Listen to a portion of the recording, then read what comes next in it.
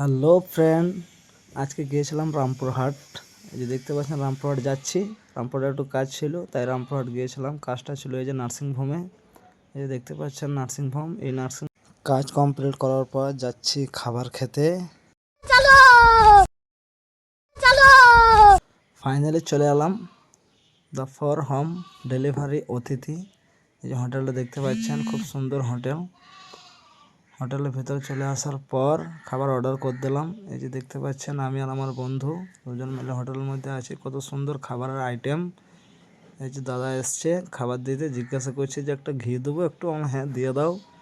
এই যে দেখতে পাচ্ছেন খাবার খাওয়ার পর আমরা 2 গ্লাস লস্যি অর্ডার করলাম। লস্যি খেয়ে আমি খেয়ে নিলাম, আমার বন্ধু খেয়ে নিল। লস্যি খাওয়ার পর অলরেডি আমি বেরিয়ে গেলাম বাড়ির দিকে। কেন এই যে আমি যাচ্ছি রামপুরহাটের বাজার হয়ে এই রাস্তার দিকে চলে এলাম। এই যে 3 মাথা মোড়টার নাম কি আপনারা অবশ্যই কমেন্ট বক্সে জানাবেন। আর এই যে ব্রিজটাকে কোন ব্রিজ বলে সেটাও জানাবেন।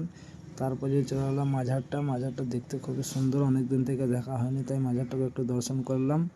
তারপর আমার বাইকে তেল ছিল না, রিলায়েন্সে এসে বাইকে তেল একটু ভরে নিলাম।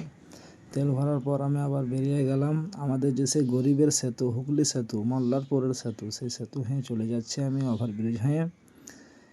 বন্ধুরা, ভিডিওটা এখানেই শেষ করব, কারণ আজকে অবস্থা খুব ভালো নেই, অবস্থা খুব কেরোসিন হয়ে গেছে। দেখা হবে পরের ভিডিওতে। Best of luck. ভিডিওটা ভালো লাগলে অবশ্যই একটা লাইক, ফলো, শেয়ার করবেন। Thank you.